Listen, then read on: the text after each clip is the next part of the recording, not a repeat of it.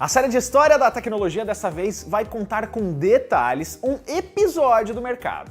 Para ajudar a gente a entender a história da Apple e dessa indústria inteira, a gente vai mergulhar de cabeça na demissão de Steve Jobs da empresa que ele mesmo cofundou. O que isso representou para a marca? O que ele fez depois de sacar o FGTS? E como é que foi o retorno triunfal?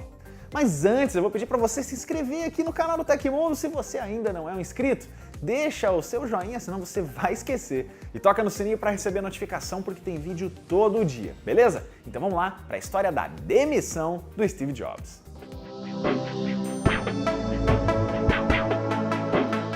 Antes de chegar nesse momento fatídico, um rápido resumo. A Apple foi fundada em 1º de abril de 1976 por Steve Jobs, o seu parceiro Steve Wozniak e um colega deles, o Ronald Wayne, que só estava lá para ajudar com a papelada e pulou fora do negócio dias depois, sem imaginar que a chance que ele deixou para trás era a Apple. O primeiro produto foi o Apple I, um computador bem rústico e que era montado numa garagem até a empresa conseguir os primeiros financiamentos. Da dupla, o Woz sempre foi ali o gênio da engenharia e o gênio da computação, o cara da parte técnica de colocar a mão na massa. O Jobs, por outro lado, entendia bem menos dessa área, mas tinha o faro para o marketing, uma rara visão dos negócios e uma oratória de dar inveja.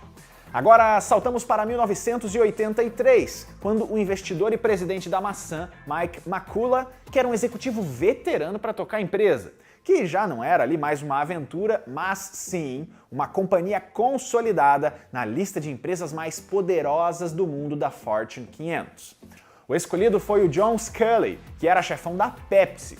Para recrutar ele, o Steve Jobs teria usado a clássica pergunta: você quer passar o resto da sua vida vendendo água açucarada ou quer uma chance de mudar o mundo? Ele quis mudar o mundo e virou CEO da Apple em 11 de abril de 1983. Esse começo de gestão foi de altos e baixos, a maioria por causa do Steve Jobs, o ainda jovem cofundador.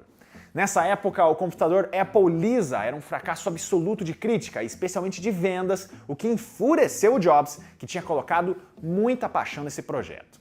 Anos antes, o Apple III dava tantos defeitos que obrigou a empresa a não descontinuar o Apple II. Por isso, ele nomeou a si mesmo como chefe da divisão que cuidava de outro aparelho que estava em desenvolvimento paralelo, o Macintosh, que já ganhou história aqui no canal. Ele saiu em 1984 e hoje é imortalizado, mas no período também não foi ali unanimidade, especialmente pelo alto preço. Era difícil de competir porque IBM e Microsoft eram as gigantes da informática. E a vida de quem trabalhou na equipe do Mac aparentemente foi um inferno. O Jobs dava ordens demais e tinha uma personalidade forte, o que geralmente você sabe, né? Significa que ele era grosso desnecessariamente e não se preocupava em ser uma pessoa agradável. A equipe reclamou demais do comportamento dele, olha, reclamou tanto que isso começou a chegar nos ouvidos do CEO, o John Sculley. Nesse momento, o Sculley e o Jobs ainda eram muito amigos, eles andavam juntos o tempo inteiro, eles passavam horas conversando sobre a vida, sobre o trabalho, um admirava muito a trajetória do outro. Aí veio mais uma sequência de erros. O principal foi o lançamento em janeiro de 1985 do Macintosh Office, um computador focado em produtividade para o mundo corporativo, o que já não era novidade naquela época. A imprensa acabou com o produto, afirmou que ele era fraco, chamando até de brinquedo. Segundo o próprio Sculley, isso derrubou Jobs, que ficou muito deprimido e aí resolveu adotar medidas desesperadas. Olha só, ele queria baixar o preço do Mac Office e levar o dinheiro do marketing do Apple II, que ainda vendia muito bem, para os computadores da outra divisão. O colega discordou, eles discutiram feio e foi aí que a amizade ficou abalada para sempre. Foi aí também que o Jobs tomou uma decisão que mudaria a sua vida. Ele resolveu levar essa questão para o conselho da Apple. O Sculley duvidou que o amigo faria isso, mas ele foi lá e fez. Aqui a gente tem que fazer outra parada na linha do tempo. O Jobs e o Woz eram os cofundadores da empresa, mas eles não eram mais os donos dela. Desde dezembro de 1980, a maçã era uma companhia que foi a público com ações no mercado. Quem tinha mais ações se tornava conselheiro e tinha o verdadeiro poder de decisão ali dentro.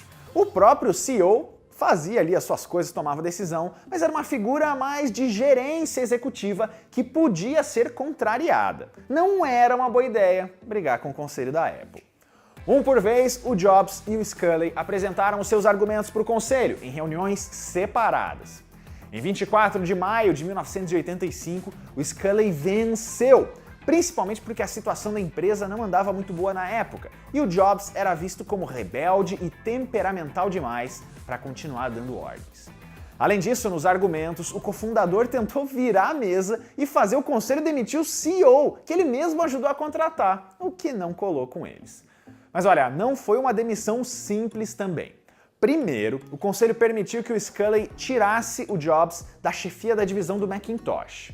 Segundo, ele foi rebaixado de cargo e não tinha mais nenhum poder de decisão. Ele só podia atuar como uma espécie de consultor criativo de luxo. Essa foi a estratégia da Apple de forçar a demissão de Steve Jobs sem mandar ele embora, tirando todos os poderes e privilégios e tornando toda a situação simplesmente insustentável. Sabendo que não teria mais futuro lá aos 30 anos e querendo sair desse limbo, em 16 de setembro de 1985, Steve Jobs entrega oficialmente a sua carta de despedida. Naquele período, o executivo já tinha muitos fãs e inspirava jovens que queriam triunfar no Vale do Silício, mas ainda não era essa figura grandiosa de hoje. Por isso, pouca gente realmente achou que aquela tinha sido uma má ideia, mesmo ele sendo um dos cofundadores. A Apple continuava existindo quase sem arranhões e o Jobs precisava agora de um novo emprego. A maçã fechou os anos 80 muito bem, agora com a figura do francês Jean-Louis Gasset no lugar de Jobs. O Macintosh, a partir de 1986, se estabeleceu como um aparelho poderoso e versátil, ganhando novas gerações e conquistando cada vez mais fãs.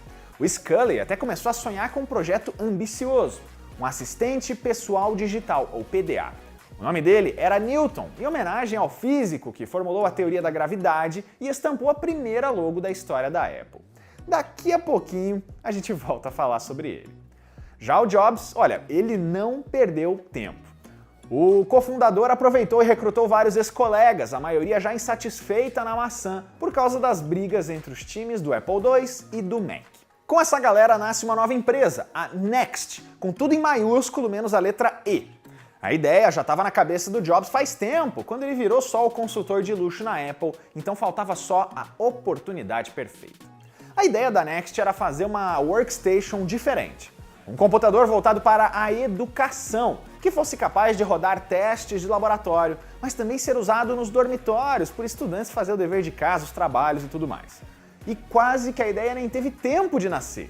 Em 23 de setembro de 85, a Apple processou a Next, porque supostamente a equipe estaria usando segredos da ex-empresa para tocar a nova companhia. O Jobs denuncia então o caso para o jornal The New York Times e, no fim das contas, os dois lados chegaram a um acordo sem precisar de julgamento. No começo, a Next só rodava a partir de 7 milhões de dólares, o que é muito pouco para uma empresa inteira, e olha, esse dinheiro veio do bolso do próprio Steve Jobs. Mas os investimentos começaram a chegar e a empresa começou a crescer, o que incluiu, olha só, fazer um contrato de 100 mil dólares para o lendário designer Paul Rand criar a logo da empresa, que é uma ilustração ali em forma de cubo. E tá sentindo falta de alguma coisa? Pois é, ainda não tinha produto. Nesse meio tempo, em 1986, o Jobs ainda compra por 10 milhões de dólares da Lucasfilm os direitos de uma divisão de computação gráfica que logo vira independente e adota o nome de Pixar. Pois é, um dos maiores estúdios de animação do mundo nasceu nesse rolo aí. O tempo passou e em 87, a Next resolve fazer também o próprio sistema operacional para não precisar licenciar o sistema de ninguém. E aí nasce o Next Step, que é baseado em Unix. Em 12 de outubro de 1988, quase 3 anos depois, o Jobs volta aos holofotes em uma apresentação do computador que ele tanto queria lançar, com várias demonstrações de aplicativos que incluíam até um dicionário. Em 89, ele consegue firmar parcerias com várias escolas para fornecer o Next por um preço ainda meio salgado, mas prometendo muita coisa. O drive óptico de disco era de ninguém menos que a Canon, que já foi tema do História por aqui e, olha, também aplicou muito dinheiro na companhia e queria ver esse produto sair logo. O lançamento ao público só acontece em 1990. O modelo foi elogiado e foi escolhido como estação de trabalho por muita gente influente na área. O John Carmack usou o Next para programar o primeiro Doom, e Tim Berners-Lee, o pai da internet, praticamente criou o primeiro servidor web e o primeiro navegador do mundo utilizando esse modelo da Next. Nesse mesmo ano sai a segunda geração do computador da empresa, com o Next Cube, que era o top de linha, e também o Next Station, que era uma versão um pouquinho mais acessível e com um monitor já embutido. Em seguida vieram ainda os modelos Next Cube Turbo e também Next Dimension. A ideia de um aparelho educativo, aquela coisa toda ali do começo, foi trocada pela de um computador de produtividade, com funções modernas e que viraria um padrão na indústria, tipo ter um leitor de CD e também suportar uma impressora colorida. Em 1993, para surpresa de muita gente, a Next larga esse mercado de hardware, de aparelhos, e passa a focar apenas em software, demitindo mais de metade da equipe. O Next Step começou então a ser licenciado para marcas como IBM e Canon, e a empresa lançou em parceria com a Sun a OpenStep, uma API que era orientada para objetos e que funcionou em cima de um sistema operacional. O WebObjects, que é uma plataforma de ferramentas para a construção de ambientes online, nasceu aí e olha, foi um dos projetos favoritos de toda a carreira do Steve Jobs. Esse sucesso em sistemas operacionais e programas começa então a chamar a atenção de uma certa empresa que aparece disposta a adquirir a Next. Você aí já deve ter adivinhado que a gente está falando da Apple. Por ironia do destino, veja só, em 1996 a Apple estava muito mal das pernas, com produtos demais no mercado, sem grandes destaques e perdendo muito dinheiro. Olha que situação. Anos antes, o John Sculley bateu de frente com o conselho de novo, mas dessa vez ele estava do outro lado. Ele perdeu uma briga sobre licenciamento de softwares e pediu para sair. Ele tomou decisões bem controversas antes, como escolher os chips PowerPC para os Macs em vez dos populares Intel, uma decisão que só foi revertida anos depois. O substituto dele foi o Michael Spindler, que insistiu em erros anteriores, depois fez uma reestruturação que resultou em perdas, em demissões e quase conseguiu fazer a Apple ser vendida para a Sun por uma mixaria. Sem moral com o conselho e os funcionários, ele foi trocado por Gil Amelio. Esse era um jovem executivo que tinha pouca experiência, mas entre as ações para aprimorar os sistemas operacionais da empresa estava aí a compra da Next. A aquisição foi confirmada em 20 de dezembro de 1996 por cerca de 400 milhões de dólares e era uma absorção total, com toda a companhia passando para os times da maçã. O Jobs, tecnicamente, seria só um conselheiro, mas o Amelio não resistiu aos péssimos resultados financeiros da época, que eram os piores da história da empresa, e foi demitido em julho de 97.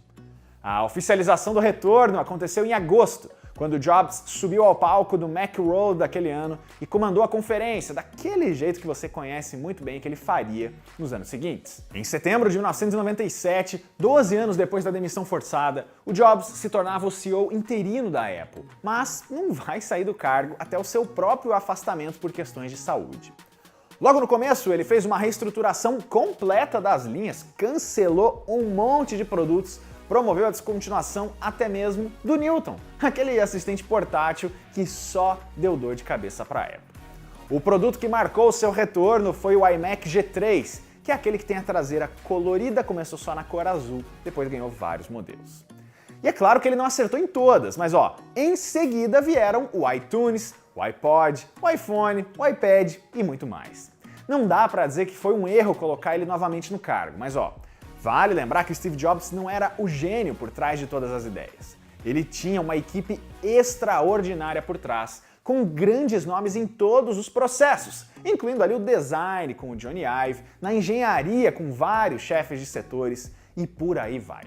O John Sculley volta e meia conta em entrevistas que se diz meio arrependido da demissão, embora na época ele não tivesse ideia das consequências desse ato. E o próprio Jobs voltou a falar do assunto naquele famoso discurso na Universidade de Stanford, mostrando que aprendeu a lição como uma forma de recomeçar do zero, manter a paixão acesa e nunca desistir, mesmo quando tudo parece dar errado. O caso foi retratado nas duas cinebiografias sobre o executivo.